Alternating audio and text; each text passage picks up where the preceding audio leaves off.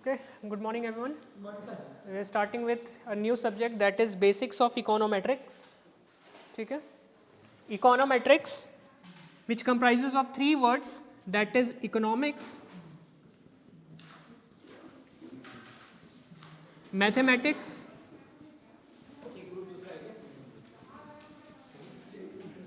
and statistics.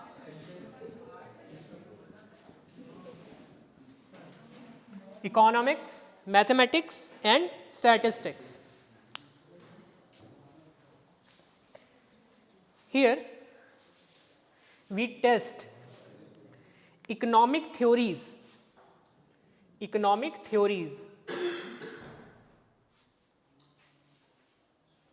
using mathematical equations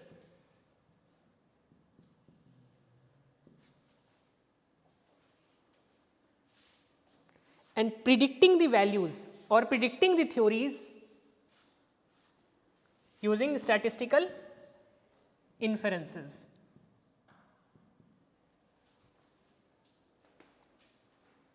Economic theories, mathematical equations and statistical inferences. ये तीनों क्या होता है, तीनों चीजें समझते हैं. Economic theories, for example, a simple economic theory, that is law of demand. What it is? Law of demand क्या होता है?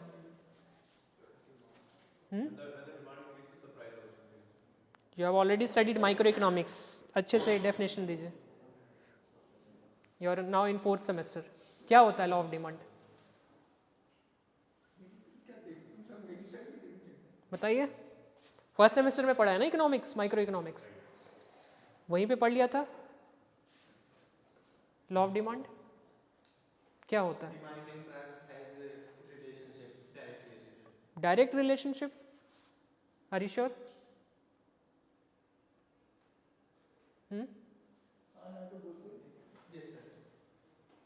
मतलब प्राइस इंक्रीज होगा तो डिमांड भी इंक्रीज होगी. श्योर. डिमांड इंक्रीज होगी तो प्राइस इंक्रीज होगी इनडायरेक्ट. क्यों? डिमांड इंक्रीज होगा तो प्राइस इंक्रीज होगा. डिमांड इंक्रीज होगा तो प्राइस इंक्रीज होगा. डिमांड इंक्रीज होगा तो नेगेटिव रिलेशनशिप. प्राइस कम होगी तो डिमांड बढ़ेगी ना. सप्लाई से प्राइस बढ़ता है. प्राइस कम होगी तो डिमांड बढ़ेगी. I think first we study basics of economics, then we will go to basics of econometrics, है ना? पहले एक बेसिक इकोनॉमिक्स का ही बेसिक्स पढ़ लेते हैं. Law of demand states that there is a negative or inverse relationship between price and quantity demanded, keeping other things constant. ठीक है? Keeping other things constant का मीनिंग क्या होता है? अदर थिंग्स कांस्टेंट का मीनिंग क्या होता है? जो कंडीशन मार्केट में कंज्यूमर का relation, factors other than price. Factors other than price. For example your income, your preference, your taste. ठीक है, ये सभी को हमने क्या माना? कांस्टेंट माना है. In that case only if the price increases, quantity demanded decreases. This is true only for normal goods. अब नॉर्मल गुड्स क्या होता है, इंफीरियर गुड्स क्या होता है, गिवन गुड्स क्या, ये थोड़ा बहुत आइडिया है. ठीक. तो नॉर्मल गुड्स के केस में जब प्राइस इंक्रीज होता है तो क्वांटिटी डिमांड डिक्रीज होता है, keeping other things constant. This is economic theory, basic law of demand, economic theory. ठीक है. इसका हम इक्वेशन जो बनाते हैं कैसे बनाते हैं?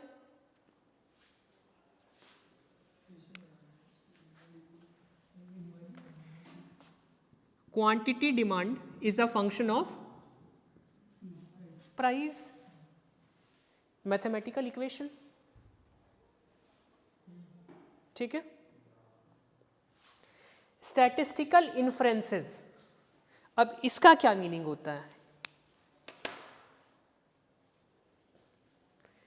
There are two types of statistics: descriptive statistics and inferential statistics. Descriptive, जो आपके डेटा को डिस्क्राइब करता है. ठीक है, आपके डेटा को डिस्क्राइब करता है. फॉर एग्जाम्पल इस क्लास में 15 स्टूडेंट्स हैं, ठीक है। आप सभी का वेट मैंने ले लिया, किसी का 64 है, 67 है, 69.5 है, 72 है, 63 है, 61 है, 75.5 है एंड सो ऑन। ये आपका सभी का वेट है इन किलोग्राम्स, ठीक है। If we talk about descriptive statistics, क्या होगा? आप इस डेटा को देख के डिस्क्राइब करोगे। क्या डिस्क्राइब करोगे? आप इस डेटा को इसका मीन कैलकुलेट करोगे। Mean, sum of all observation upon number of observation. Suppose इसका जो मीन आया वो 65.5 आया kgs. What we will say? The average weight or mean weight of this students of this classroom is 65.5 kilograms. हमने describe किया है, descriptive statistics, ठीक है। अब बात करते हैं इन्फ्रेंशियल स्टैटिस्टिक्स के बारे में। इन्फ्रेंस क्या कर रहे हैं हम लोग उसमें? ये आपके सपोज आपकी क्लास में 100 स्टूडेंट्स थे, जिसमें से मैंने सिर्फ 10 स्टूडेंट का वेट लिया, ठीक है, और वहां से मैंने ये बता दिया कि सैंपल का जो वेट है वो 65.5 किलोग्राम्स है, ठीक है। तो अगर हम पूरे पॉपुलेशन के बारे में स्टडी करें यूजिंग दिस सैंपल, तो उसका वेट इतना होगा। इन्फ्रेंस कर रहे हैं, डिस्क्राइब नहीं कर रहे, इन्फ्रेंस कर रहे हैं, पता लगा रहे हैं। समझ में आया? यहां पे तो सारा कुछ गिवन था, हमने डिस्क्राइब कर दिया कि इसका मीन वेट इतना है, मीडियन इतना होगा, मोड इतना होगा एंड सो ऑन, ठीक है। इसका रेंज इतना है, ठीक है। अगर इन्फ्रेंस की बात करें तो इसको एज अ सैंपल मान करके हम इंटायर पॉपुलेशन की स्टडी करके बताते हैं, प्रिडिक्ट करते हैं, ठीक है। क्लियर है? इन्फ्रेंशियल स्टैटिस्टिक्स समझ में आ गया?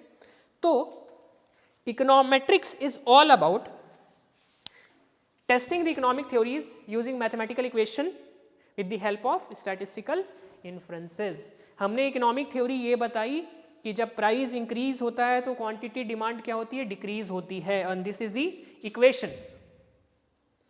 अब इसको टेस्ट करने के लिए, प्रिडिक्ट करने के लिए, क्या ये सच में ऐसा होता है? क्या सच में जब प्राइस कम होता है तो क्वांटिटी डिमांड बढ़ती है, या फिर जब प्राइस इंक्रीज होता है तो क्वांटिटी डिमांड डिक्रीज होती है? उसको टेस्ट करने के लिए हम लोग क्या यूज करेंगे? स्टैटिस्टिक्स का यूज करेंगे, स्टैटिस्टिकल इन्फ्रेंस। हम डेटा लेंगे और उससे चेक करेंगे कि एक दोनों के बीच में, प्राइस एंड क्वांटिटी डिमांड के बीच में नेगेटिव रिलेशन है या नहीं है, ठीक है।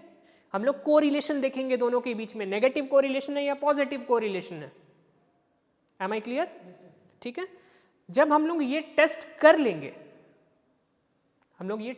लेंगे, तो हम आगे का भी प्रिडिक्ट कर सकते हैं। फॉर एग्जाम्पल, हमने ये सैंपल डेटा ले लिया, this is price, this is quantity, ठीक है। Price 10 rupees, 20 rupees, 30 rupees, 40 rupees, 50 rupees, ठीक है। और क्वांटिटी डिमांड जो गिवन है, ये गिवन है 1000, 950, 875, 725, 650। प्राइस इंक्रीज हो गया, क्वांटिटी डिमांड डिक्रीज होती गई। हमारे पास ये डेटा है, ठीक है। अगर इसी को यूज करेंगे तो हम लोग क्या करेंगे? डिस्क्रिप्टिव स्टैटिस्टिक्स करेंगे। लेकिन अगर आपसे कोई सवाल पूछ ले कि अगर कंपनी ने अपने प्रोडक्ट का प्राइस 50 रुपए से बढ़ा करके 75 रुपीज कर दिया, तो हमारी क्वांटिटी में कितनी डिमांड होगी हमारी क्वांटिटी की? उसके लिए हम लोग क्या यूज करते हैं? Inferential statistics. Since it is all about economic theory, we will use econometrics. समझ में आया? हम फ्यूचर में क्या डिमांड होगी, क्या सप्लाई होगी, क्या कंजम्पशन होगा, ये सारी चीजें इकोनोमेट्रिक्स के थ्रू एस्टिमेट करते हैं। समझ में आया? क्लियर है? Any doubts? समझ में आ गया इकोनॉमिक्स, इकोनोमेट्रिक्स किस लिए यूज होता है? इकोनॉमिक थ्योरीज को टेस्ट करते हैं हम लोग using maths and statistics. Predict करते हैं हम लोग आगे की चीज़ें। अगर डिस्क्राइब करना चाहें वो तो इतने डेटा से ही कर लेंगे डिस्क्राइब, है ना।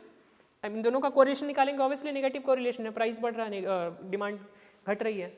लेकिन अगर as a owner of a company if I want to estimate what will happen to my demand for my product if I increase my price, उसके लिए हम लोग यूज करेंगे इकोनोमेट्रिक्स। क्लियर है? सर इन्फ्लुएंसेस तो ऑडिट में भी use हो सकते हैं ना, ऑब्वियस। ऑडिट में यूज होता है। क्लियर? चलिए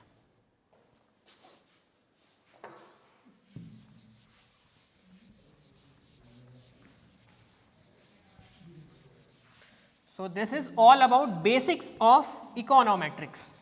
हम लोग यही सारी चीजें करेंगे। अब क्या होता है, आप लोगों ने सिलेबस चेक किया है अपना?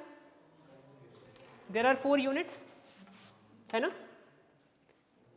सिलेबस देख लिया? There are 4 units. First is related to your introduction of econometrics and what types of data and then regression, simple regression, multiple regression, ये सारी चीज़ें। उसके बाद जो चीज़ें आने वाली हैं वो सारी टूल्स हैं। हम कैसे किसी इकोनॉमिक थ्योरी को टेस्ट करते हैं, जैसे लॉ ऑफ डिमांड जो था उसको टेस्ट करने के लिए हमारे पास सिंपल कोरिलेशन वाली चीज़ है, लेकिन सारी थ्योरी इतनी सिंपल नहीं होती, इतनी बेसिक नहीं होती है। देयर आर अदर थ्योरीज जहाँ पे कोरिलेशन की जगह हमें रिग्रेशन यूज़ करना पड़ेगा। ठीक है, कभी कभी हमारे पास डेटा ऐसा होगा, हमारे पास पैनल डेटा आ जाएगा, है ना, या फिर कैटेगोरिकल डेटा आ जाएगा। अब ये क्या होता है, ये सारी चीज़ें भी हम लोग पढ़ेंगे, बेसिक सारी चीज़ें करने वाले हैं। जो आपके सिलेबस का पार्ट नहीं है वो भी हम लोग करेंगे कि बेसिक्स आप लोगों को क्लियर हो जाए। ठीक है, तो उस टाइम पे जब हमारे पास कॉम्प्लिकेटेड डेटा सेट आ जाता है तब हम लोग कौन सा टूल यूज़ करेंगे, उसके लिए बाकी सारे टेस्ट्स गिवन है। ठीक है, कभी कभी जैसे किसी भी इकोनॉमिक थ्योरी के अजम्पशंस होते हैं ना, सब थ्योरी के, जैसे लॉ ऑफ डिमांड के क्या अजम्पशन है, कीपिंग अदर थिंग्स कांस्टेंट, सारी चीजें कांस्टेंट है, ये अजम्पशन है हमारा। ठीक है, वैसे ही स्टैटिस्टिक्स के जो टेस्ट्स होते हैं उसके भी अजम्पशंस होते हैं। आप कोरिलेशन इसी कंडीशन पे यूज कर सकते हो, आप रिग्रेशन सिर्फ इसी कंडीशन पे यूज कर सकते हो, एंड सो ऑन। जितने भी टेस्ट होते हैं उसके कंडीशंस होते हैं। वो अजम्पशंस जब फुलफिल नहीं होते हैं तब क्या प्रॉब्लम आती है, उस प्रॉब्लम से को कैसे सॉल्व करते हैं, ये सारी चीज़ें भी, लाइक ऑटो कोरिलेशन, मल्टी कोलिनैरिटी, हेटेरोसिडास्टिसिटी, ये सारी चीज़ें हैं, है ना। तो ये सारी चीज़ें भी करने वाले हम लोग। Clear?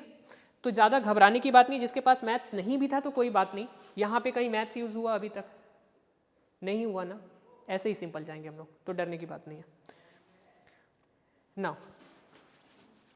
someone read please, nature and scope of econometrics. If you want you can take the notes also. It is all about what? Measurements in economics. ठीक है, application of mathematical statistics to economic data to lend empirical support. Empirical support means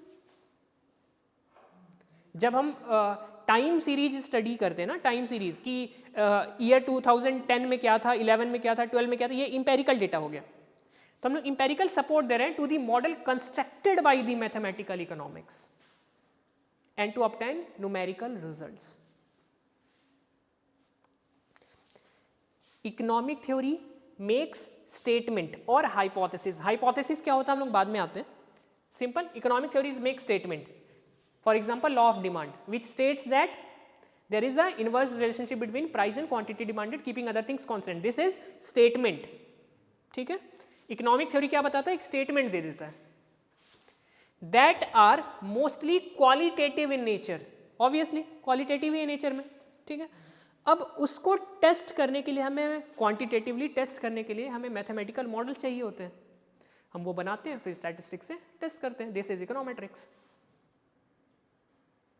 Am I clear?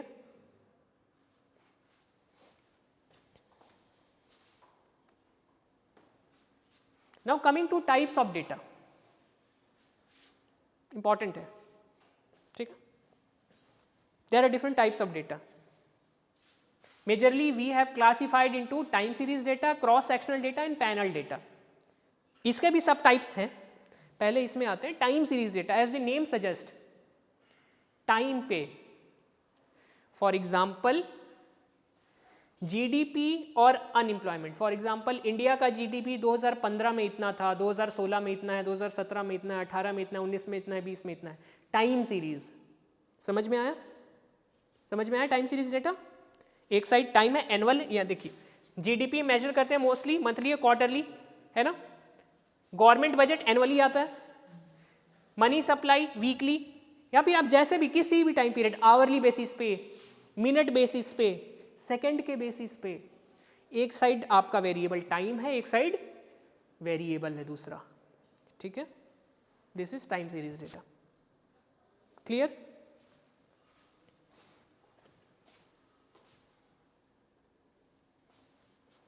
Cross sectional data are the data on one or more variable collected at a single point in time. अब क्या difference है दोनों के बीच में ये समझिए. Suppose time series data के बारे में हमने क्या बोला कि एक साइड ईयर है और एक साइड पॉवर्टी रेट है.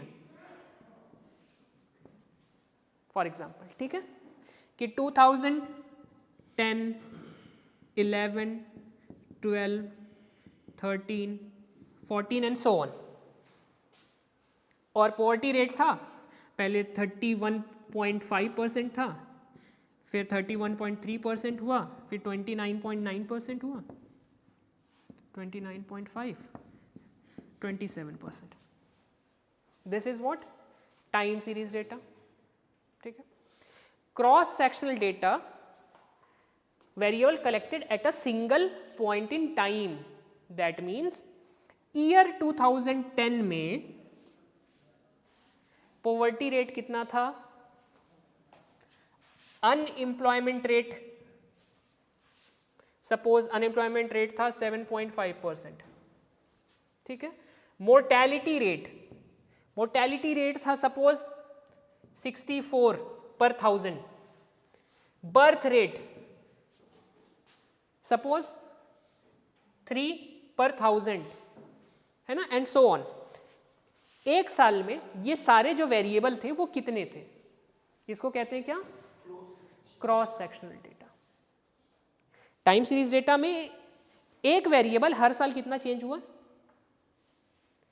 क्रॉस सेक्शनल में एक साल में बाकी सारे वेरिएबल कितने थे. क्लियर? ठीक है.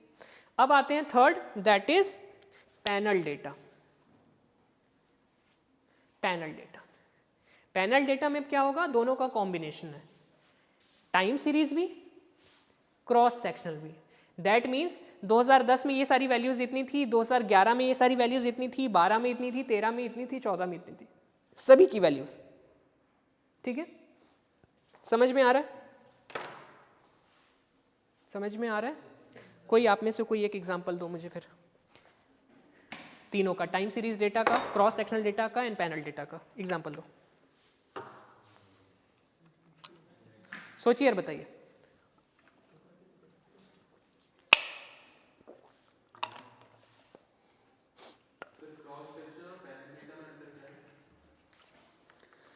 क्रॉस सेक्शनल में हमने क्या किया, 2010 में, यहाँ पे क्या एग्जांपल लिया कि 2010 में हमारी पॉवर्टी रेट इतना था, अनएम्प्लॉयमेंट रेट इतना था, मोर्टेलिटी इतनी थी, बर्थ रेट इतना था, एंड सो ऑन, जीडीपी इतनी थी, एंड सो ऑन.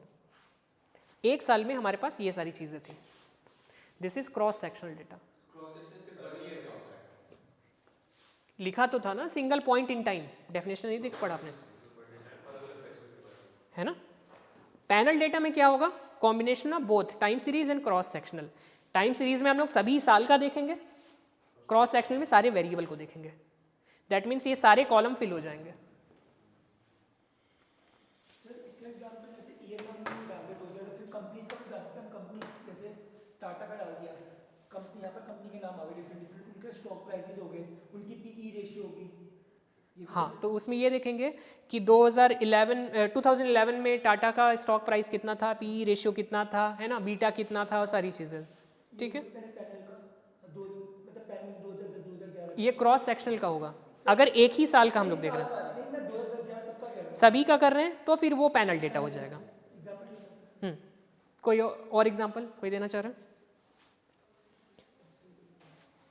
है? एनीवन? सोचिए, बेसिक्स क्लियर कर लेंगे तो बाद में प्रॉब्लम नहीं होगी। सोचिए क्या हो सकता है और example?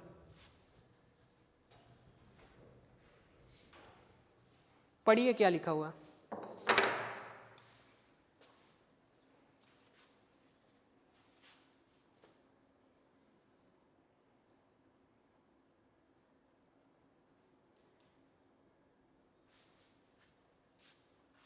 If you want you can take the notes, ठीक है, बाद में प्रॉब्लम नहीं होगी।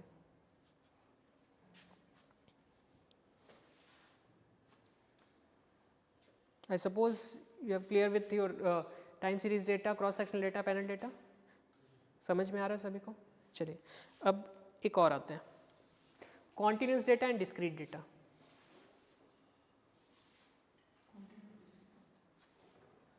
क्या मीनिंग होता है कॉन्टिन्यूस एंड डिस्क्रीट में? क्या डिफरेंस है?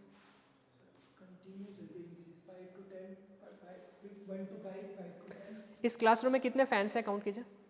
सीलिंग फैन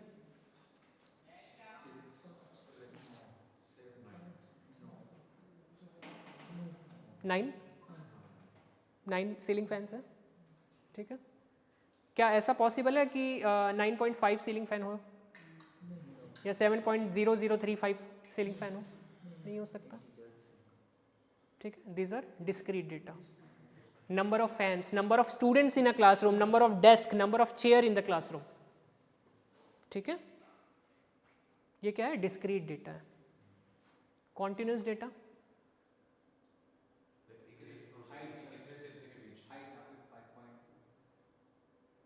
हाइट हो सकती है, हाइट एग्जांपल शेयर प्राइस हो सकता है, कितना होगा, वेट कितना होगा, वो हो सकता है कि किसी का 50 से 60 के बीच हो, 60 70 के बीच हो, 60.5 की बॉडी टेम्परेचर, टेम्परेचर, ठीक है।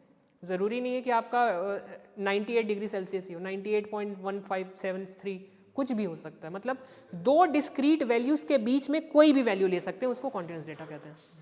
फॉर एग्जांपल ये देखिए, ये नंबर लाइन है 0 1 2 3 4, दिस आर डिस्क्रीट डेटा, ठीक है। अब ये दो डिस्क्रीट डेटा 1 और 2 के बीच में अगर कोई वैल्यूज लाई कर रही है, यहाँ पे ये सारी वैल्यूज जो लाई कर रही हैं, ये क्या example of continuous data. Difference समझ में आया डिस्क्रीट एंड कॉन्टिन्यूस के बीच में? इजी है।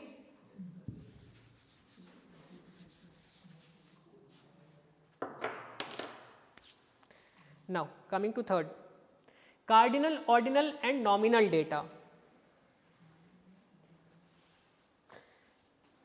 माइक्रो इकोनॉमिक्स जब आप लोग पढ़ रहे थे, उसमें जो सेकेंड यूनिट है theory of consumer behaviour, cardinal theory, ordinal theory, याद आया? क्या था cardinal theory, ordinal theory?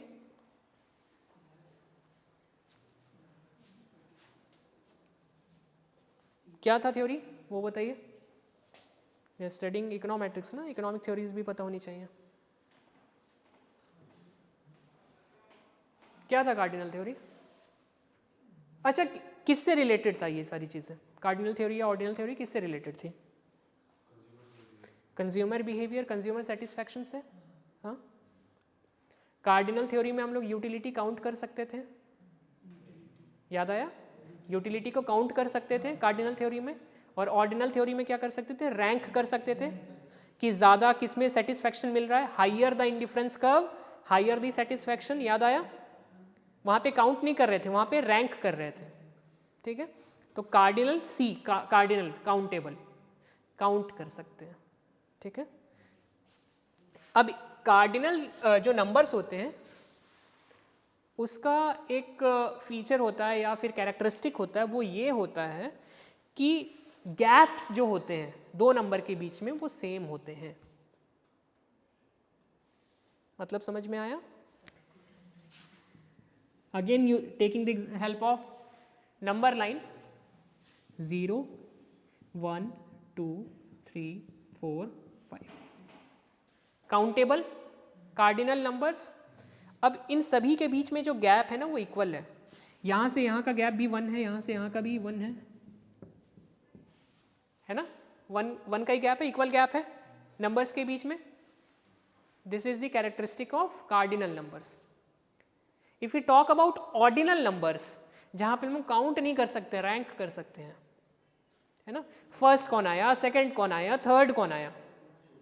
Suppose एक रेस हो रही है ना, उसमें जो फर्स्ट आया है उसने जो टाइम लिया है वो 10.5 सेकंड का लिया है,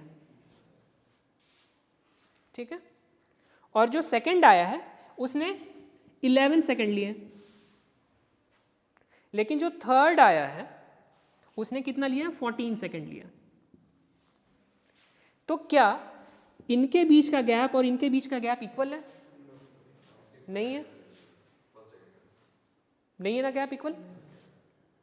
but this is first, this is second, this is third, है ना. यहाँ पे क्या होता है, जो गैप्स होते हैं वो इक्वल नहीं होते हैं ऑर्डिनल के केस में. बट हमें ये पता है कि ये फर्स्ट है, ये सेकंड है, ये थर्ड है. क्लियर. अब आते हैं नॉमिनल नंबर पे, nominal data. For example your mobile phone numbers, 10 digit का नंबर है ना. किसी का मोबाइल फोन का जो नंबर है वो 9 से स्टार्ट होता है, किसी का 8 से स्टार्ट होता है, किसी का 7 से, किसी का 6 से. सारे 10 डिजिट ही हैं, ठीक है, ये सारे 10 डिजिट्स ही हैं. लेकिन क्या हम इसमें बता सकते हैं कि ये वाला नंबर बड़ा है, ये वाला छोटा है? बोल सकते हैं क्या ऐसा कि आपके मोबाइल नंबर की वैल्यू ज़्यादा है, दूसरे वाले की कम है, क्योंकि आपका मोबाइल नंबर 9 से स्टार्ट होता है, इसका 7 से स्टार्ट हो रहा है? नहीं बोल सकते. नॉमिनल डेटा, समझ में आया? नॉमिनल, जस्ट नंबर्स, वहां पे कोई कंपैरिजन नहीं हो सकता. ठीक है, समझ में आया तीनों के बीच में difference, cardinal, ordinal and nominal. Give me one examples of each then.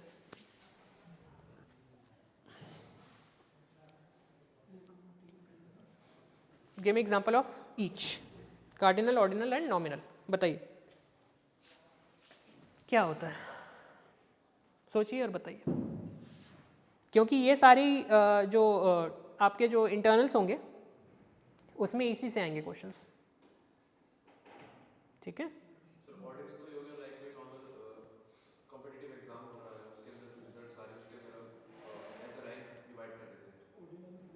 Ordinal तो वही हो गया कि कौन फर्स्ट आया कौन सेकंड आया ये बोलो, बेसिस पर उसको रैंक के बेसिस पे दे दिए. ठीक है, then what is cardinal?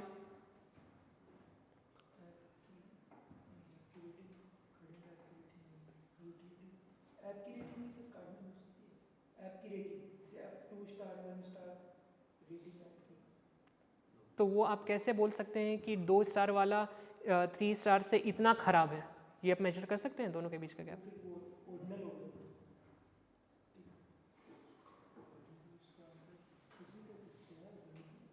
Sir numbers numbers in a month, days in a month, days in a month. Days 1 2 3 एक ही ले सकते हैं. लाइक अरिथमेटिक प्रोग्रेशन जो होती है वो कार्डिनल डेटा होता है. गैप गैप सेम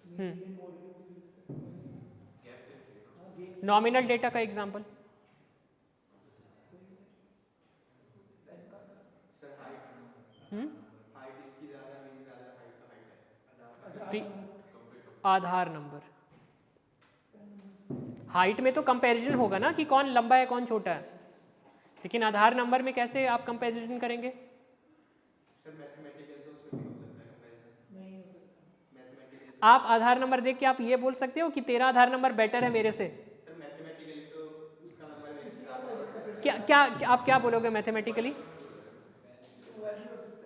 ये बताइए आप क्या बोलोगे मैथमेटिकली आधार नंबर के बारे में? इसका सम मुझसे ज़्यादा है. Sir but time pass. इसका कोई लॉजिक बन रहा है? मैं इसको दूसरे तरीके से समझाता हूँ. सपोज आप एक रेस में पार्टिसिपेट कर रहे हैं, है ना, तो और आपसे अगर पूछा जाए कि आप कौन सा पोजीशन आप चाहोगे, प्रिफर करोगे, तो आप क्या बोलोगे? फर्स्ट, है ना, फर्स्ट पोजीशन ऑक्यूपाई होगी. उसका जो दूसरा होगा वो क्या बोलेगा? सेकंड. फिर किसना तीसरा होगा, वो क्या बोलोगे, थर्ड, है ना। ऐसे प्रेफरेंस देंगे आप लोग अपनी। आधार नंबर में भी प्रेफरेंस दोगे क्या? सर हाइट में भी तो प्रेफरेंस ही हो सकती है। अरे सर गाड़ी का नंबर भी तो हो सकता है।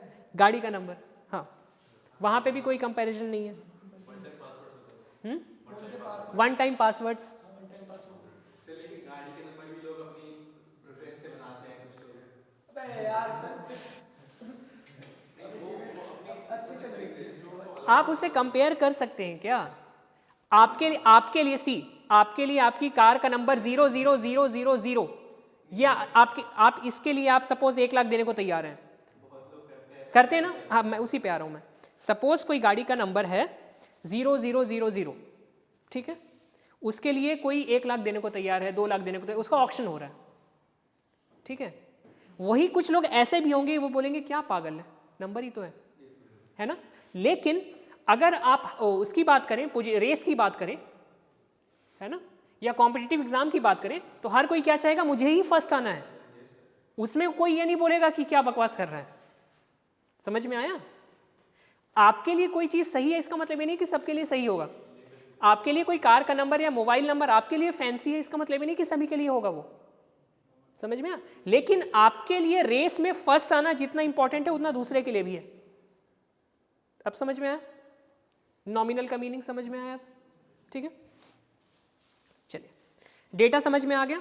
Time series data, cross sectional data, panel data, discrete data, continuous data, cardinal, ordinal and nominal. Clear है इतना? ये डेटा आप लोगों को पता होगा तभी आप लोग समझ पाओगे कि हमें इस डेटा पे कौन सा स्टैटिस्टिकल टेस्ट यूज करना है। समझ में आया? जब आपको डेटा के बारे में पता होगा तभी आप बता पाओगे कि इसमें कौन सा टेस्ट लगेगा। क्लियर? इसमें आपको रिग्रेशन लगाना है, इसमें काई स्क्वायर टेस्ट करना है, ठीक है, इसमें अनोवा टेस्ट करना है, वो तभी आपको समझ में आएगा, या टी टेस्ट लगाना है या जेड टेस्ट लगाना है, तभी समझ में आएगा जब आपको डेटा के बारे में पता होगा। Make sense?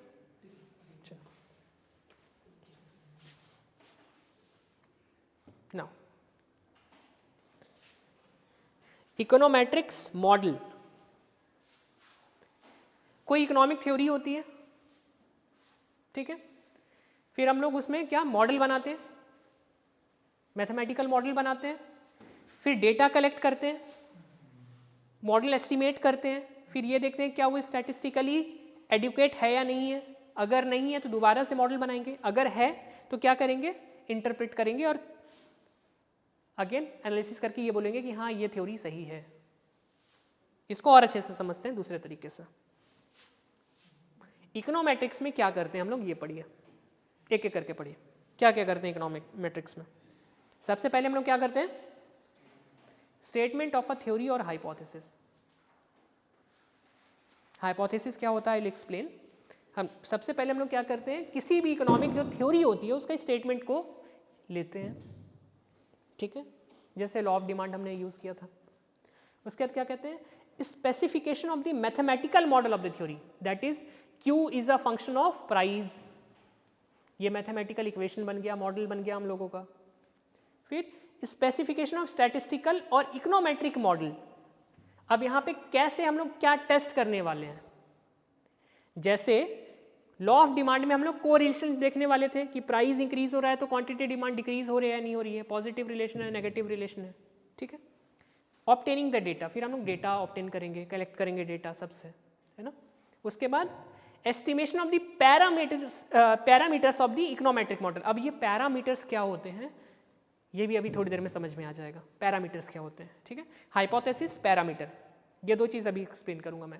Then we will test the hypothesis, after that we forecast और प्रिडिक्ट। जैसे कि मैंने उस एग्जाम्पल में बताया था कि अगर किसी कंपनी के ओनर को ये जानना है कि हमने अगर अपने प्राइस को इंक्रीज कर दिया तो हमारी क्वांटिटी डिमांड में कितना डिक्रीज आएगा, ये पता लगाओ। प्रिडिक्शन हुआ, एस्टिमेट कर रहे हैं हम लोग, है ना, फ्यूचर वैल्यू को, using the model for control and policy purpose. अब इकोनोमेट्रिक्स जो होता है वो कंट्रोल मेजर के लिए भी यूज होता है। अब ये कैसे, अब ये समझो। सपोज मल्टीप्लायर टर्म सुना है? मल्टीप्लायर हाँ मल्टीप्लाई क्या होता है? मल्टीप्लायर सर एक बार पैसा गया तो बार बार रोटेट होता है मार्केट में मल्टीप्लाई यही है सर। इन्वेस्टमेंट मल्टीप्लायर क्या होता है? क्या होता है? Investment multiplier is the change in income due to change in investment. ये मल्टीप्लायर है, ठीक है। इन्वेस्टमेंट मल्टीप्लायर कि अगर आपने इन्वेस्टमेंट चेंज किया तो आपका इनकम कितना चेंज हो रहा है, दैट इज मल्टीप्लायर, ठीक है। Every government wants to increase the income of people, ठीक है। गवर्नमेंट क्या चाहती है? इंक्रीज हो लोगों का इनकम या जीडीपी इंक्रीज हो, ठीक है। उसके लिए क्या करना पड़ेगा? उसको इन्वेस्टमेंट करना पड़ेगा। कितना? कितना? सपोज किसी इकोनॉमी का जो जीडीपी है वो 100 रुपीज है, ठीक है, और government wants to increase this GDP from 100 rupees to 200 rupees. Government का ये टारगेट, जैसे इंडिया का टारगेट है ना 5 ट्रिलियन इकोनॉमी है ना, 5 ट्रिलियन इकोनॉमी, वो अचीव करने के लिए गवर्नमेंट को कितना इन्वेस्टमेंट करना पड़ेगा, ये कैसे पता चलेगा? इकोनोमेट्रिक्स, ठीक है। आपको एस्टिमेशन या प्रिडिक्शन समझ में आ गया, ठीक है। अब इसी को पॉलिसी पर्पस के लिए यूज करोगे, फिर गवर्नमेंट ये बोलेगी कि हमें इकोनॉमी में इतना इन्वेस्ट करना चाहिए, then only we will achieve the 5 trillion economy target, ठीक है। अकॉर्डिंगली फिर गवर्नमेंट अपना बजट बनाएगी, अकॉर्डिंगली वो जो बजट होगा उसमें से इतना पैसा जो होगा वो इन्वेस्टमेंट के लिए एलोकेट होगा। समझ में आ रहा है? इकोनोमेट्रिक्स का इतना बड़ा रोल है। आपसे प्रिडिक्ट ही नहीं करते हो फ्यूचर वैल्यू, पॉलिसी पर्पस के लिए भी यूज करते हो, इंप्लीमेंट भी तो करना है, ठीक है। या फिर कोई मिस्टेक है तो उसको ठीक भी तो करना है। क्लियर?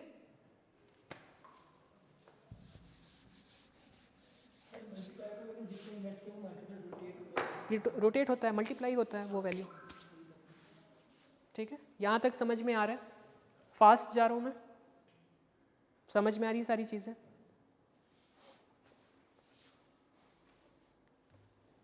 चलिए तो ये वाला क्लियर कर लेते हैं हम लोग फिर। Methodology of econometrics, starting with statement of theory और हाइपोथेसिस। क्या लिखा हुआ है? Read it. Keynes stated that fundamental psychological law of consumption है ये, is state that the marginal propensity to consume MPC, the rate of change of consumption for a unit change in income is greater than 0 but less than 1। इसको simple language में समझाता हूँ।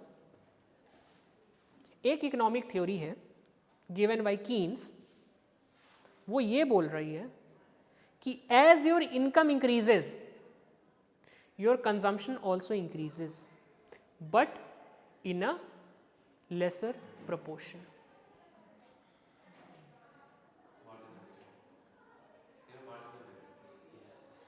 बता रहा हूँ।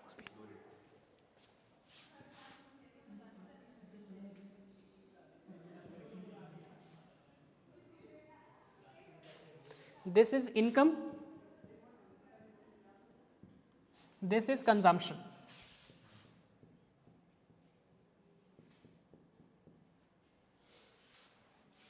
ठीक है।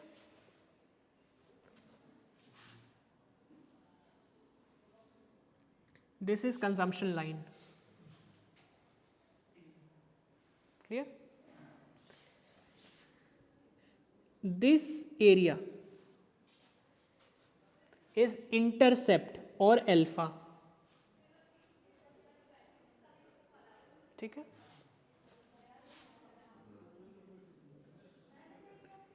The slope is beta. ठीक है, अब ये क्या है ये समझिए। As your income increases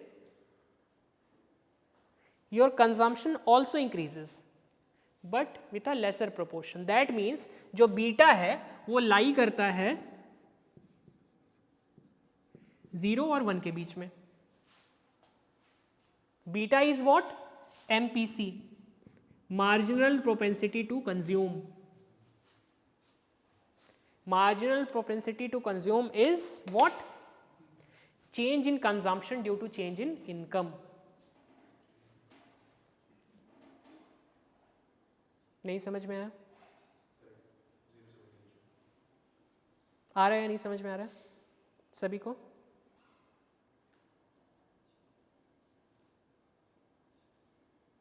clear है? अब ये अल्फा क्या है?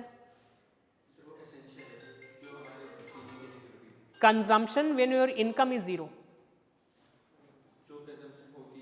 होती है, इधर आपका इनकम है या नहीं उससे कोई मतलब नहीं। ठीक है, और ये स्लोप क्या है? Beta. It is change in consumption due to change in income. आपका इनकम बढ़ने लगा तो आपका कंजम्पशन एक्सपेंडिचर भी है वो भी बढ़ने लगेगा।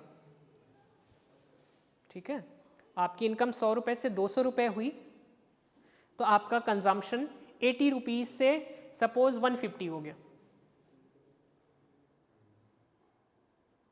ठीक है, इनकम डबल हुई इसका ये मतलब नहीं कि कंजम्पशन भी डबल होगा, वो कम ही रहेगा थोड़ा सा। ठीक है,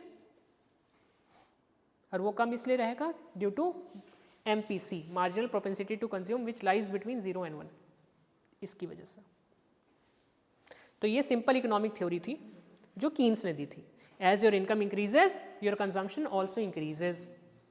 ठीक है, अब आते हैं नेक्स्ट स्टेप पे। मैथमेटिकल मॉडल बनाना है इस थ्योरी का। कम आप इसी क्लास में हो?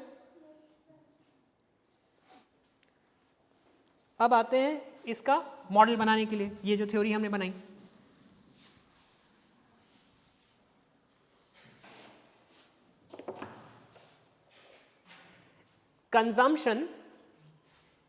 consumption depends on what? Beta 1 plus beta 2x, where beta 1 is intercept and beta 2 is your MPC, marginal propensity to consume, which depends on your income x. समझ में आ रहा है ये? This beta 1 and beta 2 are the parameters. वो जो parameters जो थे ना वहाँ पे जो हमने बताया था वो parameters है। This is intercept, this is the slope. Alpha beta जो हमने फिगर में बनाया था।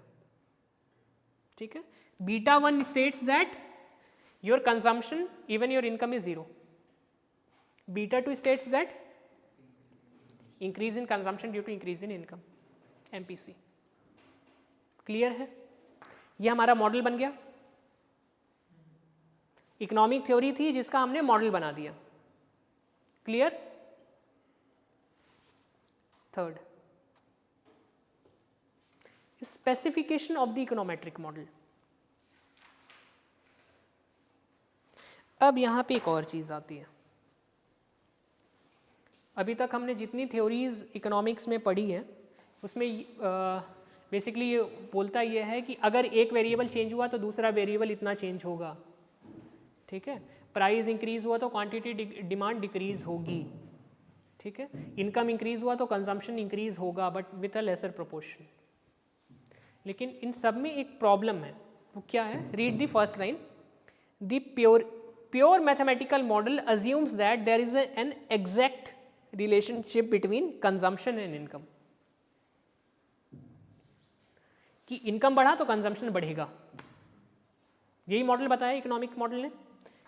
बट जो रिलेशन होता है वो एग्जैक्ट नहीं होता है, because there are other factors also which affect your consumption.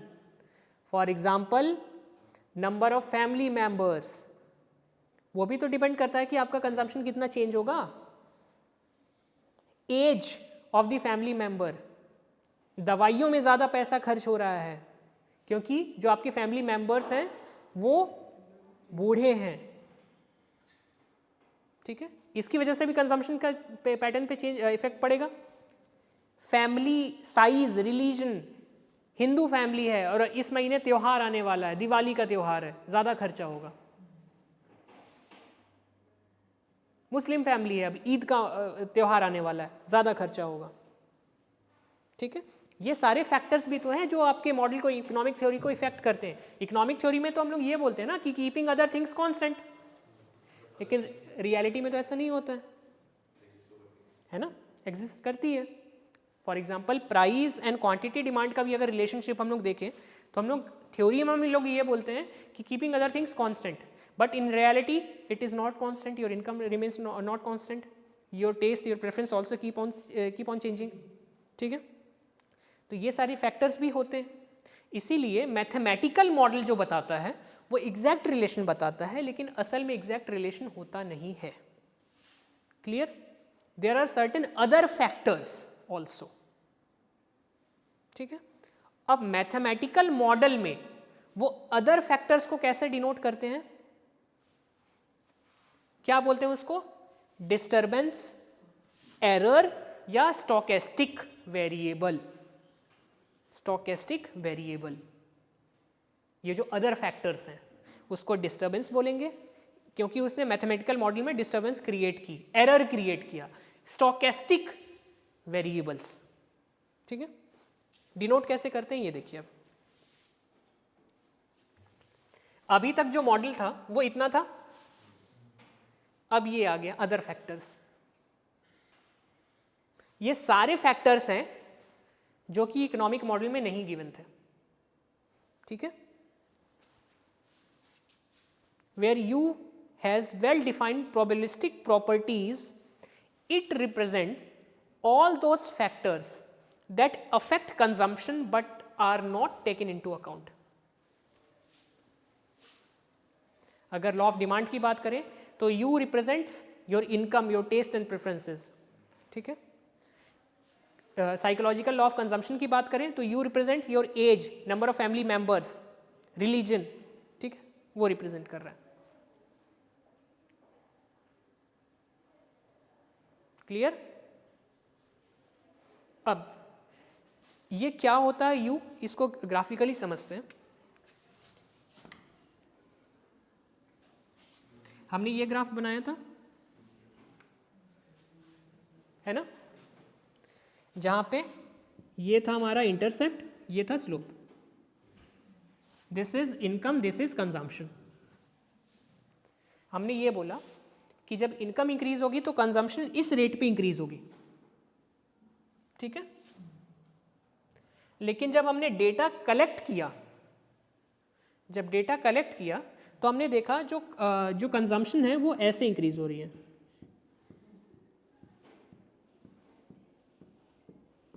ये जा रहा है, एग्जैक्ट लाइन पे लाई नहीं कर रहा है, लाइन से थोड़ा दूर लाई कर रहा है। वो दूर क्यों है?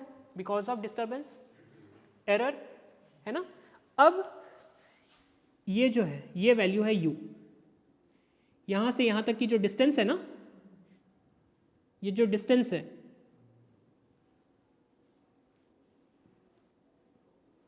ये लाइन को अगर आगे एक्सटेंड कर दें तो ये जो डिस्टेंस है ये क्या है? u है, एरर।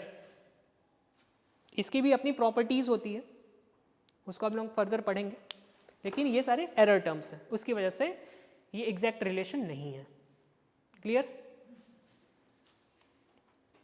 नेक्स्ट स्टेप क्या है? ऑब्टेनिंग द डेटा, है ना। मॉडल को टेस्ट करने के लिए हम लोग डेटा कलेक्ट करेंगे। सपोज हमने ये डेटा कलेक्ट किया था ईयर 1982 से 1996 तक, ठीक है। अब ये बताओ ये टाइम सीरीज डेटा है कि क्रॉस सेक्शनल डेटा है या पैनल डेटा है? वाई?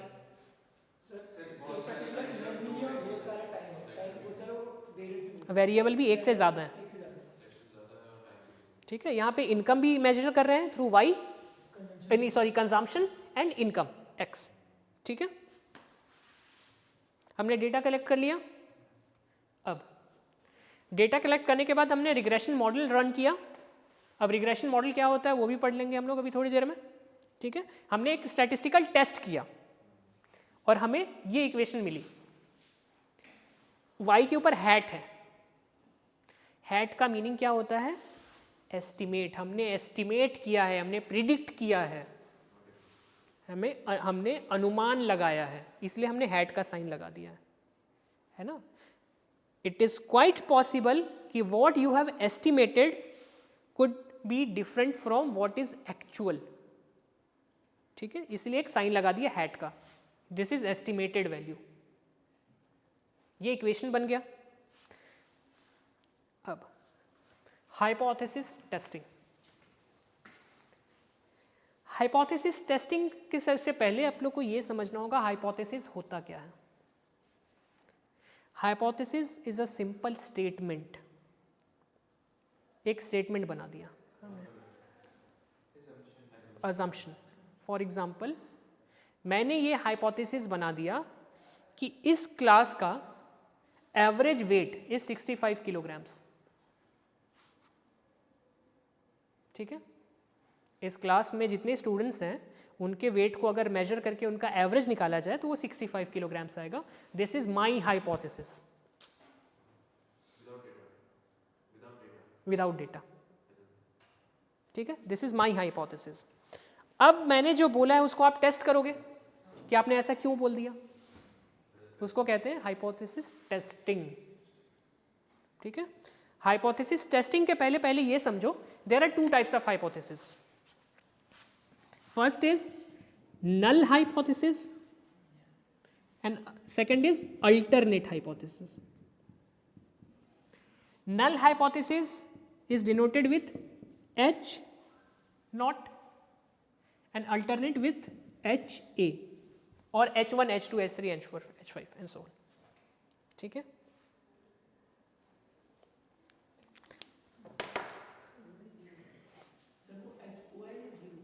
ऊपर वाला जीरो है, H naught. Null hypothesis in our example would be mean weight, this is mu, mean weight is not 65 kilograms. My null hypothesis will be the average weight of this classroom, students of this classroom is not 65 kilograms.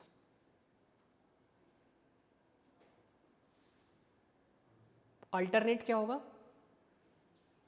the average weight is 65 kilograms.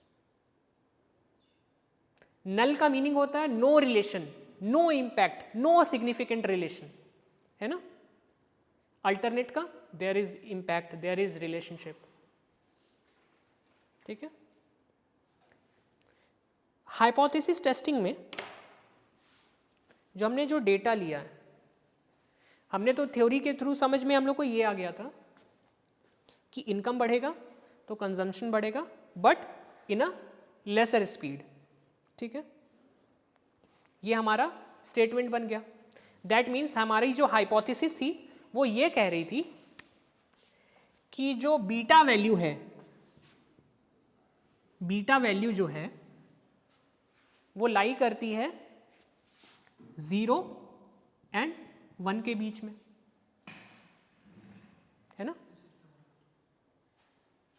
In other words is 0.70 statistically less than 1, ये हमें test करना है।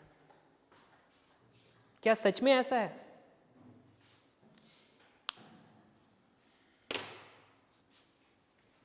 ठीक है। फिर हम लोग forecast करते हैं।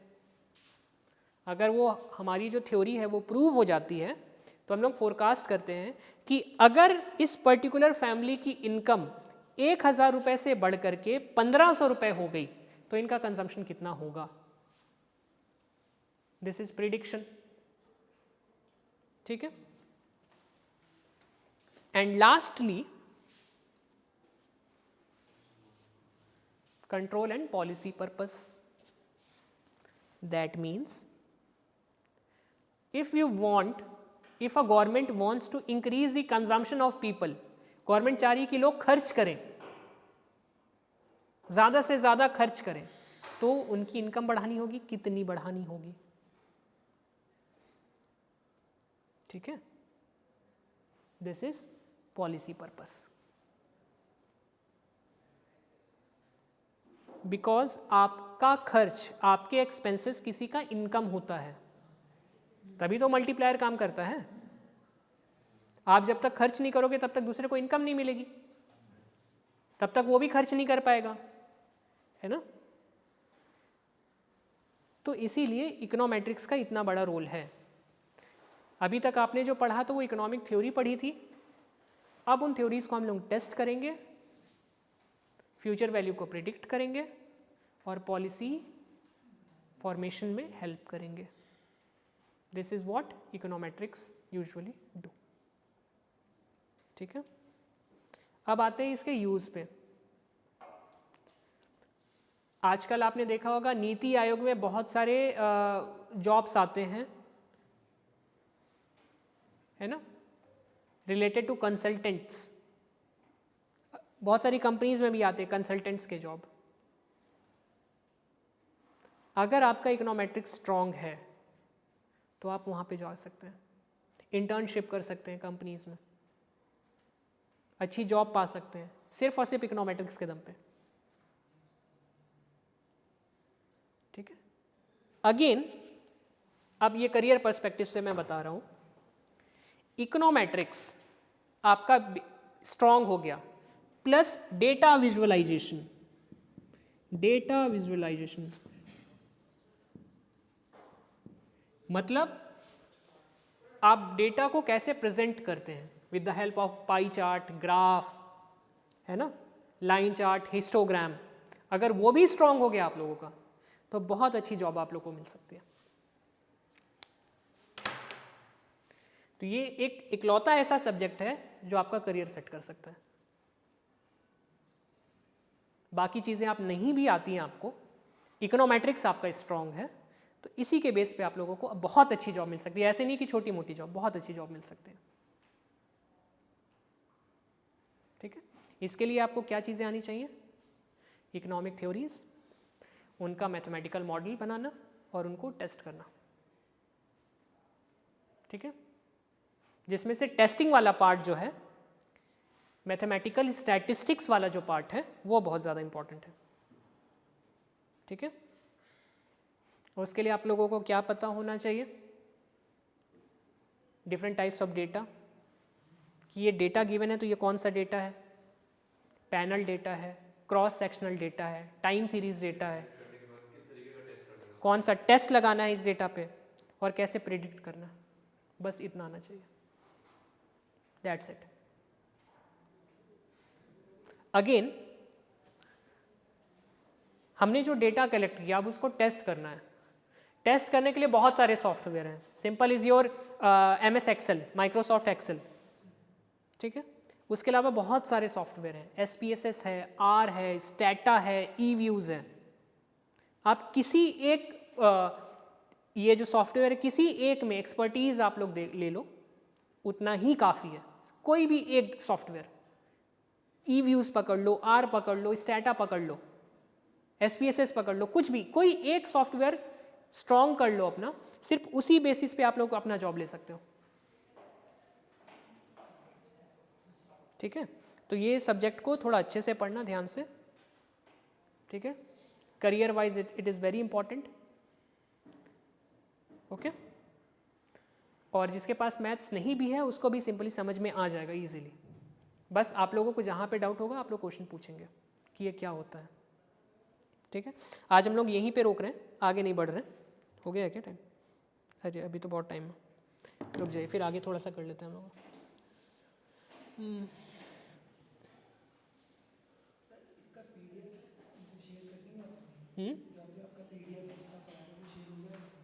पेन ड्राइव है किसी के पास?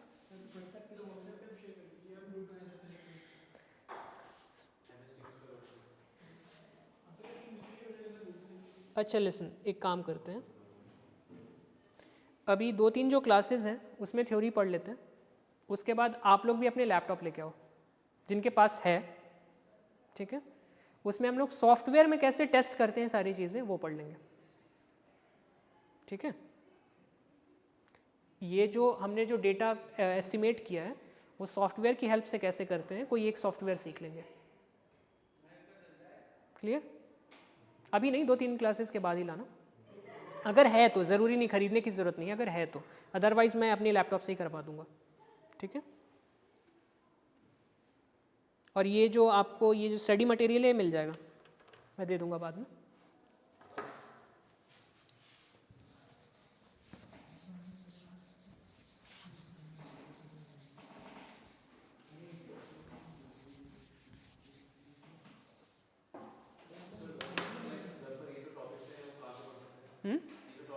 अच्छा, ये इकोनॉमेट्रिक्स की सबसे बढ़िया बुक जो है जो इजीली समझ में आ जाती है दैट इज़ गुजराती, दामोदर गुजराती, ठीक है।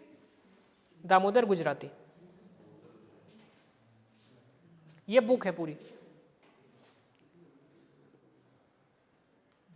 उतना नहीं भी पढ़ पा रहे हो, I will share the notes, उतना पढ़ लोगे तो एग्जाम में पास हो जाओगे। लेकिन अगर इसको अगर करियर बनाना है तो उसके लिए तो फिर पढ़ना पड़ेगा, ज़्यादा पढ़ना पड़ेगा।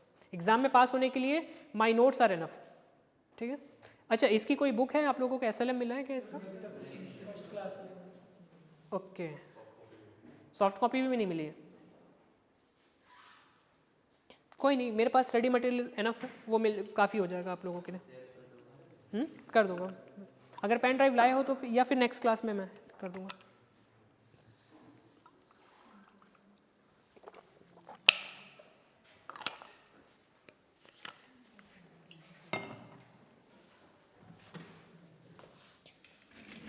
एक बार रिवाइज कर लें क्या क्या पढ़ा है।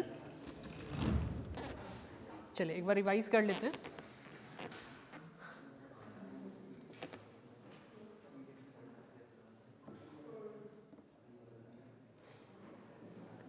Econometrics is what? Testing economic theories, mathematical equation and statistical inferences, ठीक है। टाइप्स ऑफ डेटा में we first study time series data. क्या होता है time series data? Time period given है फॉर अ पर्टिकुलर वेरिएबल, कोई एक वेरिएबल है उसका change, rate of change with respect to time, this is time series data. Then we have cross sectional data, एक point of time पे different variables की क्या values थी, ठीक है। And if you talk about panel data, it is combination of both time series and cross sectional data, ठीक है। Then we studied about continuous and discrete data. Give me one example of continuous and discrete data.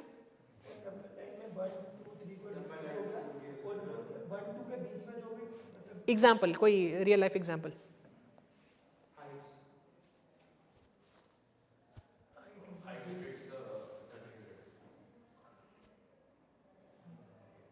Give me example of discrete data.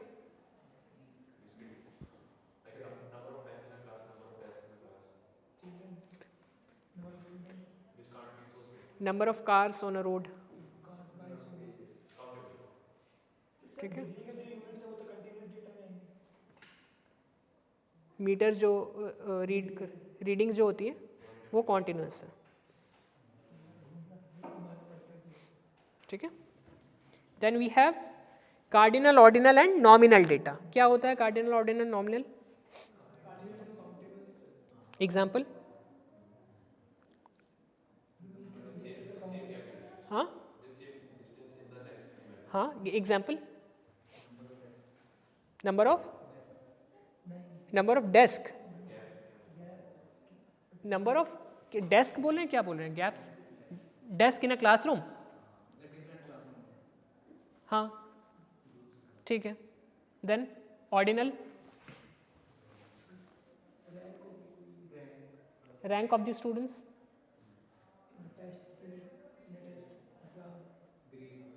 Grades. Then nominal, nominal data. Model number, SIM number, same number, ठीक है। Then this is the steps. हम लोग सबसे पहले क्या करते हैं, जो स्टेटमेंट और हाइपोथेसिस जो होता है उसे यूज करते हैं, ठीक है। उसी के बेस पे मैथमेटिकल मॉडल बनाते हैं, लेकिन मैथमेटिकल मॉडल के साथ एक प्रॉब्लम है, वो एग्जैक्ट रिलेशन दिखाता है ना, लेकिन ऐसा होता नहीं है। इसलिए हम लोग क्या करते हैं, स्टैटिस्टिकल और इकोनोमेट्रिक मॉडल बनाते हैं उसका, जिसमें हम वो चीज़ें भी इंक्लूड करते हैं जो मैथमेटिकल मॉडल इंक्लूड नहीं करता है। That is called error term, disturbance term और स्टोकेस्टिक वेरिएबल्स, ठीक है। उसको यूज़ करने वो हम लोग मॉडल बनाते हैं, फिर डेटा कलेक्ट करते हैं, ठीक है। डेटा कलेक्ट करने के बाद क्या करते हैं, पैरामीटर्स की वैल्यू कैलकुलेट करते हैं यूजिंग टेस्ट। फिर उस वैल्यू को अपना जो हमने हाइपोथेसिस बनाया था उसको टेस्ट करते हैं यूजिंग दैट डेटा। टेस्ट करने के बाद प्रिडिक्ट करते हैं, और प्रिडिक्ट करने के बाद पॉलिसी फॉर्मेशन में यूज़ करते हैं, ठीक है। ये सिंपल स्टेप्स हैं, जिसमें से स्टार्टिंग के जो आपके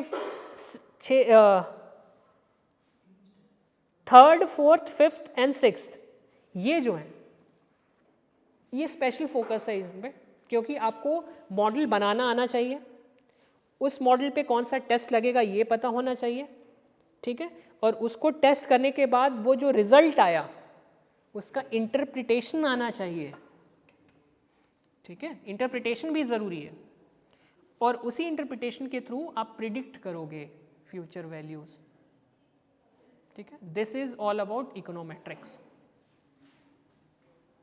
अब जब नेक्स्ट क्लास में हम लोग पढ़ेंगे तो वहाँ पे जो डिफरेंट टाइप्स ऑफ टेस्ट हैं, बेसिक से स्टार्ट करेंगे, जेड टेस्ट से स्टार्ट करेंगे, Z test, T test and so on, वहाँ से स्टार्ट करेंगे और पूरे जितने भी टेस्ट हैं सारे कवर कर जाएंगे, है ना।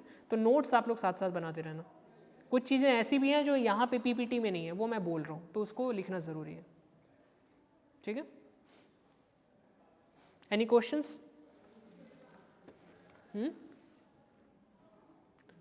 एक सेकेंड रुक जाओ फिर।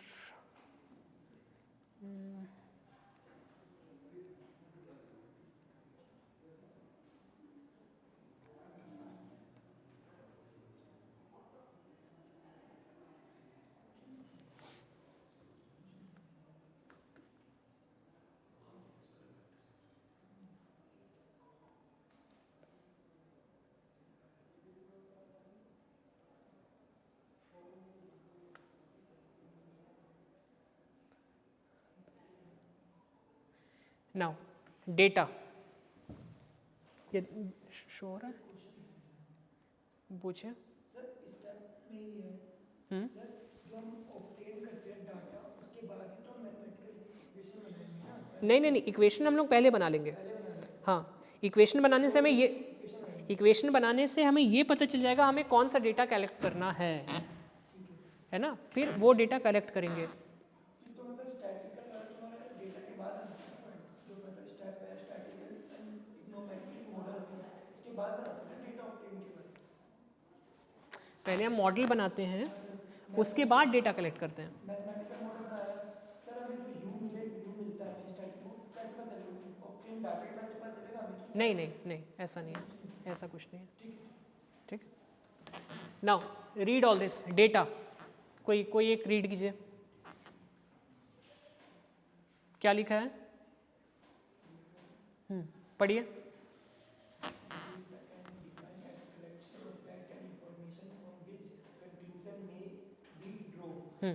data must be qualitative and quantitative. Once we know the difference between them, we can know how to use them. ठीक है, qualitative data and quantitative data. अब ये भी इंपॉर्टेंट है कि जो डेटा आप न्यूमेरिकली आप मेजर नहीं कर सकते, फॉर एग्जांपल किसी की ऑनेस्टी न्यूमेरिकली मेजर नहीं कर सकते हैं, ठीक है। किसी का टेस्ट न्यूमेरिकली मेजर नहीं कर सकते, दीज आर क्वालिटेटिव डेटा, है ना। क्वांटिटेटिव डेटा किसी की हाइट, किसी का वेट, क्वांटिटेटिव डेटा। पढ़िए एक बार, क्या डिफरेंस है दोनों के बीच में। They represent some characteristic or attribute attributes या कैरेक्टरिस्टिक्स किसी भी चीज़ का. They despite that description that may be observed but cannot be computed or calculated. For example, data on attributes such as Intelligence. honest, wisdom, cleanliness and creativity. ये आप numerically major नहीं कर सकते हो. ठीक है. Student of your class, the more explanatory than confusing in nature. On the other hand, quantitative data can be measured, can be calculated. ठीक है. For example, Sport, different type of sports खेलते हैं class में किया. कितने लोग cricket खेलते हैं, कितने लोग फुटबॉल पसंद है ना. किस सब्जेक्ट में कितने मार्क्स हैं? नाउ डिस्क्रीट एंड कॉन्टिन्यूस समझ में आ गया था. Okay. Now we have primary data and secondary data. अब ये क्या होता है?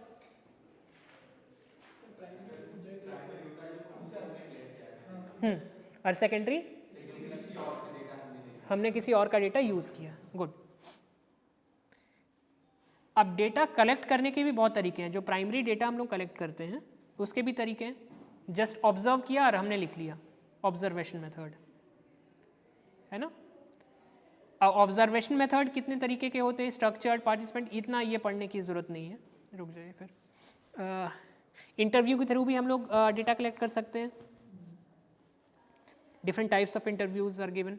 ये मैं आपको शेयर कर दूंगा, ये सारी चीज़ें आप लोग पढ़ लेना. देन क्वेश्चनर के थ्रू हम लोग कर सकते हैं डेटा कलेक्ट. हमने एक क्वेश्चनर भेज दिया और आप फिल करके हमें भेज रहे हो. Schedules are there.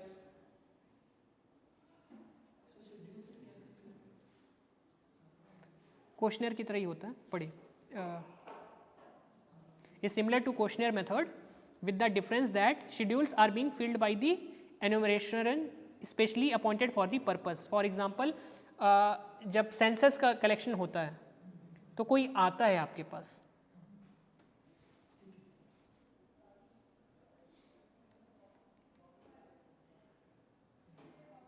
अच्छा, census method and sample of data दोनों के बीच में डिफरेंस है.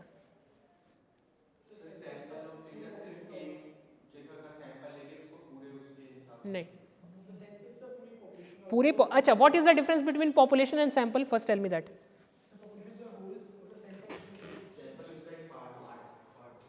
ठीक है. हम लोग स्टैटिस्टिक्स क्यों पढ़ते हैं?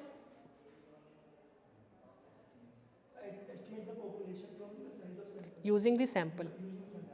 बिकॉज पूरी पॉपुलेशन को स्टडी करना is first of all it is difficult, it is not feasible and sometimes it is not doable. ठीक है. फॉर एग्जाम्पल, अगर हमें ये पता करना हो कि इस बिल्डिंग में जितने ब्रिक्स लगे हुए हैं उनकी क्वालिटी कैसी है, तो एक एक ब्रिक को निकाल करके हम लोग उसकी क्वालिटी चेक करेंगे क्या? ये समझदारी की चीज़ होगी कि पूरी बिल्डिंग को तोड़ करके उनकी ईंटें निकाल करके उनको चेक कर रहे हैं. ठीक है. तो जो जितनी ईंटें लगी हैं इस पूरी बिल्डिंग में, इट इज़ योर पॉपुलेशन. इस पॉपुलेशन में से हमने थोड़ा सा पार्ट निकाला है ना, दैट इज़ योर सैंपल. उनको टेस्ट किया और उसी के बेस पे हमने ये बता दिया कि इस पूरी बिल्डिंग की स्ट्रेंथ इतनी है. That is why we use statistics.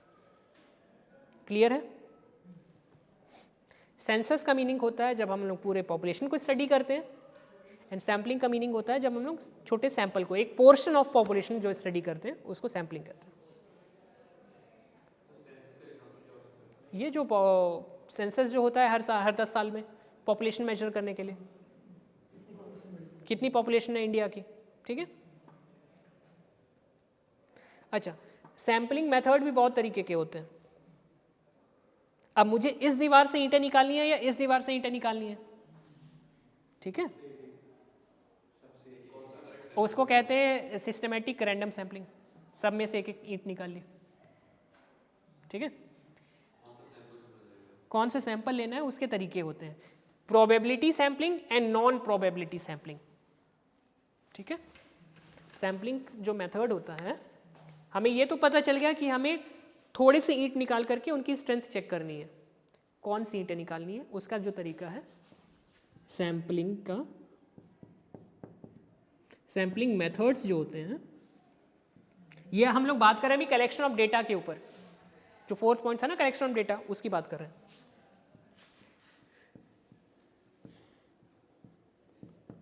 Probability and non probability.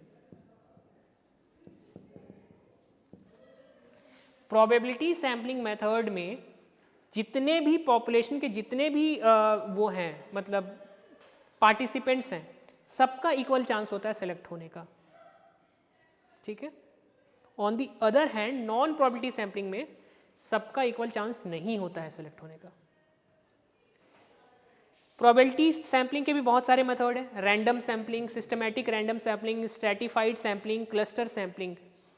Non probability sampling के भी बहुत सारे मेथड हैं, convenience sampling, snowball sampling and so on, ठीक है। ये सारी चीज़ें भी हम लोग करेंगे, अगर इस मटेरियल में होगा तो हम लोग यहीं पढ़ लेंगे अभी इसे। Sampling techniques, probability and non probability sampling, ठीक है। इसमें मेथड्स गिवन है क्या? हाँ, प्रोबेबिलिटी सैम्पलिंग रेट क्या लिखा हुआ? Read.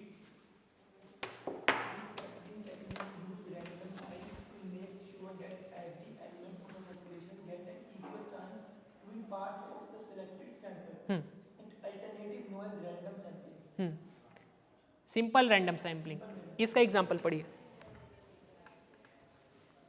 For example random selection of 20 students from a class of 50 student.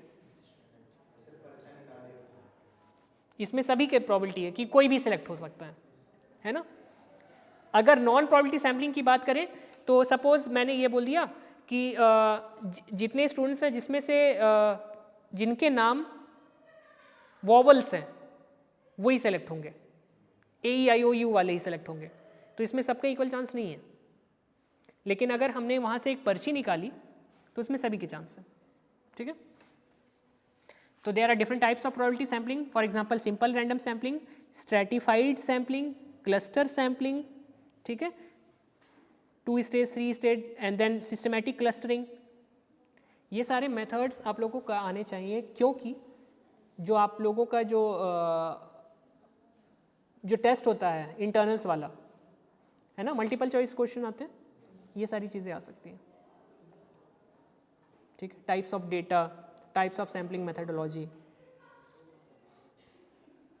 Then non probability sampling में we have convenience sampling, purposive sampling, quota sampling, है ना, रेफरल, स्नोबॉल सैम्पलिंग। मैं आपके पास गया, आपसे डेटा कलेक्ट किया और मैंने आपसे पूछा कि और कौन डेटा दे सकता है, आपने अपने 2 दोस्त का नाम बता दिया, मैं उनके पास चला गया, रेफर कर दिया, ठीक है। This is all about sampling. अब उसके बाद ये सारे टेस्ट आ जाते हैं, तो टेस्ट हम लोग बाद में पढ़ लेंगे, नेक्स्ट क्लास में पढ़ेंगे, आज के लिए बहुत ज़्यादा हो जाएगा फिर आप लोगों के लिए। अभी जितना हमने किया है वो दिमाग में बैठा लो, ठीक है। और कोई क्वेश्चन है तो बताओ, किसको टफ लग रहा था?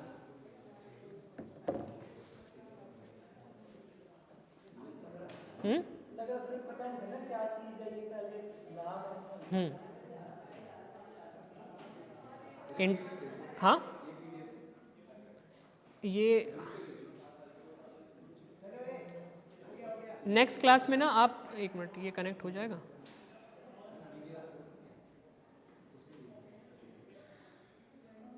ये कनेक्ट हो जाएगा? नहीं, कनेक्ट नहीं हो रहा है।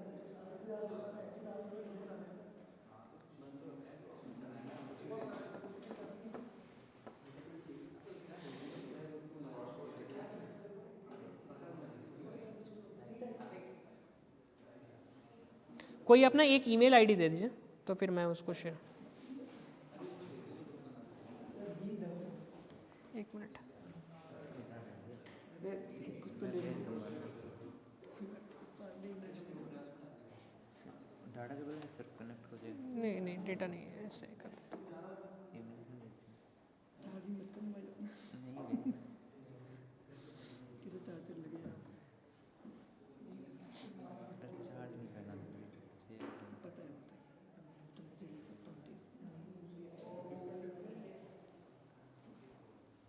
इंटरनेट भी स्लो है गैस यहाँ पे। मेरा वायर इसका तेज चलेगा सर, एयरटेल जो भी आएगा ना ये कनेक्ट करवा दूँ फिर। और कनेक्ट करवा दो।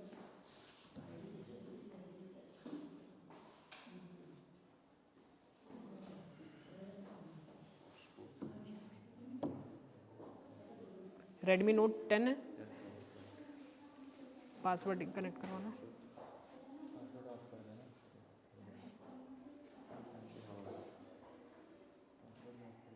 पूरा डिलीट करना पड़ेगा। हो गया?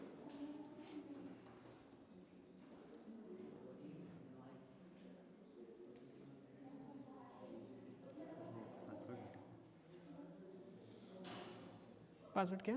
हटा दिया सर, बैक करके एक बार करें।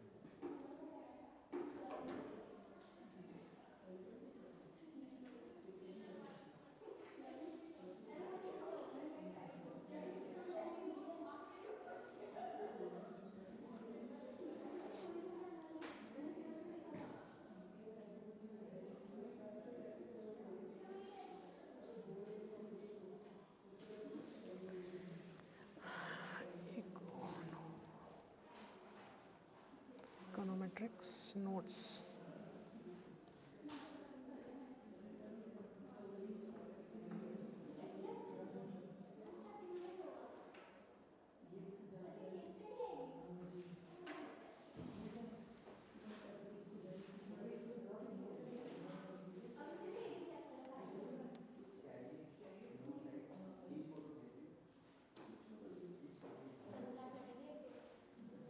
ईमेल आईडी बताइए। KUSH KUSH WAHA WAHA ANKUS AN KUSH KUSH 945 एक और ऐड करवा दो ना, एक और ऐड करवा दो। @gmail gmail.com। सर एक और ऐड कर देना सर। बताइए। B दवन एक मिनट स्पेल कीजिए। BD अच्छा D हाँ D BD BD HAW HAW एक मिनट HAW AN 157 157 @gmail। ठीक है, आप शेयर कर देना सभी को। ठीक है, सब्जेक्ट का पर्टिकुलर ग्रुप बना लेना यार, ग्रुप पे आप एक व्हाट्सएप ग्रुप क्रिएट कर लो, उसमें डाल दो। आ गया? नंबर बता पागल है क्या? आप ये पहले बताओ आ गया वो? मेल चेक करो। क्यों जितने क्लास में अटेंड करेंगे समझा नहीं यार, देख जो आ रहे हैं अच्छी बात है, जो नहीं आ हाँ, ये सब्जेक्ट का आप लोग ग्रुप बना लेना। ठीक है, 88 25 10 840। बना के या कोई एग्रीमेंट सही है। हर सब्जेक्ट है ना, फोर्थ सेमेस्टर में अलग अलग बना लो। 3 तो सब्जेक्ट है जिसकी क्लास देनी है, इनकम टैक्स का जो मर्जी बनो, इन दोनों का भी बनो। ये देखिए आ गया क्या? रिसीव हो गया क्या मेल? चेक कीजिए। कनेक्ट करो ना, मैंने पासवर्ड हटा दिया। ऑफिस वाला का इंटरनेट नहीं चला रहा था।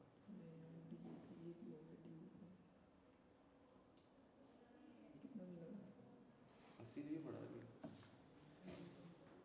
महीने का पैकेज करवा लिया मुझे। अनलिमिटेड करवा रखा होगा, मेरा फोन ही भूल गया। आ गया ना? स्पैम में क्यों आएगा? मेरा सेंड कर सेंड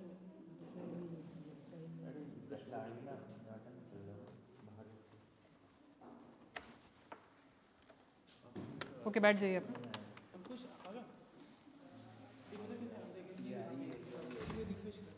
आपने फिल कर दिया अटेंडेंस? मार्क कीजिए, मार्क कीजिए।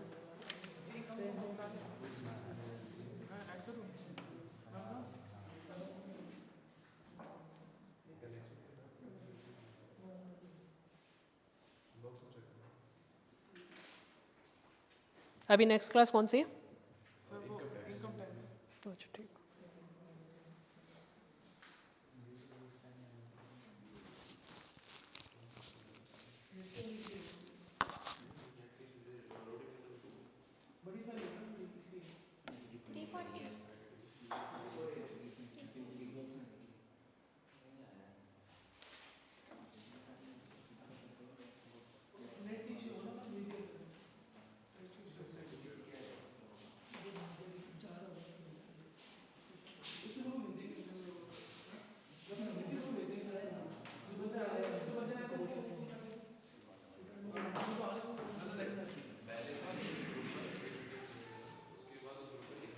थर्ड सेम का रिजल्ट्स आ गया ना आप लोगों को? नहीं अभी तो सर यहीं पर अभी दिए थे 4 महीना वो खत्म हुए 4 महीने अच्छा अच्छा अभी पहले 16 को पेपर खत्म हुए 28 को मतलब नहीं 17 को सर ये पीडीएफ में सारे चैप्टर्स कवर करे हुए हैं आपने अपने आप फर्स्ट ईयर में। नहीं बेसिक्स आप लोग पढ़ लो, मैं बता दूँगा। उसमें और भी चीज़ें टेस्ट वगैरह भी है ना, ये एक सप्लीमेंट्री रीडिंग के लिए आप लोगों को हो जाएगा। एसएलएम को भी पढ़िएगा और बाकी मैं चीज़ें मैं कवर फिल्म तो आएगी ये हो जाएगा। 2 महीने लगेंगे मार्च में आएगी मार्च इसी मार्च में आएगी प्रोडक्शन आएगी तो टॉप को क्या देगी? क्या चैप्टर पढ़ा यहाँ कैंटीन में खाने के लिए ठीक है? हाँ सर बढ़िया हाँ? वही ऐसी नहीं है भाई बढ़िया है यार क्या अच्छा है आपका? नहीं करूँगा। क्या अच्छा है? चाय नहीं खाना पीना सही है क्या खाने में क्या अच्छा रहता है? छोले भटूरे रात का चावल ये सब मिलेगा मिलता है? हाँ सर फिर भी ना बाहर जाके ट्राई करो। बाहर जाके छोले कुलचे मिल जाते हैं फिर वो तो कॉलेज के पास वाले ठीक है जो बनाते हैं पनीर वाले चाय नूडल्स चाय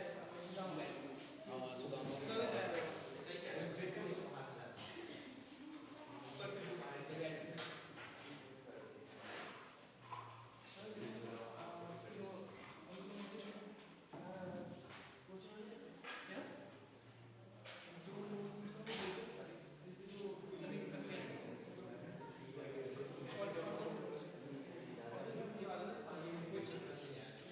ऐसे इतने में नहीं समझ में आया? कोचिंग के बाद से निकालना होगा। टाइम कंस्ट्रेंट है, क्लास में पढ़िए हो जाएगा।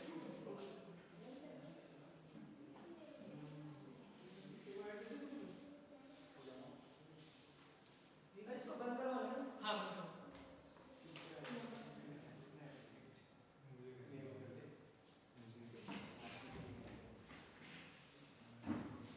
अच्छा लिसन, जो हम लोगों ने एक ये कंजम्पशन वाला किया था ना, उसका इक्वेशन ये भी हो सकता है, consumption is a function of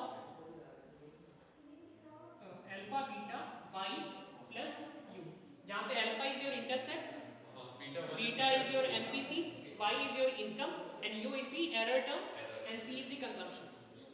ठीक है? इसी तरीके से मेंशन किया था हमने beta 1 plus beta 2 x and u। नहीं, जिसको अगर ये भी नहीं समझ में आया कि बीटा 1 यहाँ पे हमने क्या किया था, beta 1 beta 2 x plus u किया था और यहाँ पे y किया था, है ना, ऐसा लिखा था, तो हम लोग ऐसे भी लिख सकते हैं, सेम मीनिंग होता है।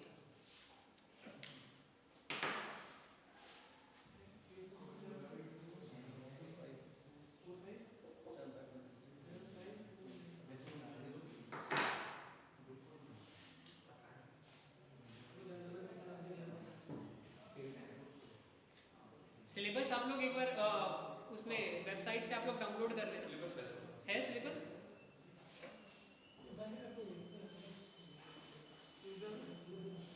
क्या बोला मैंने? सर आ रहे हैं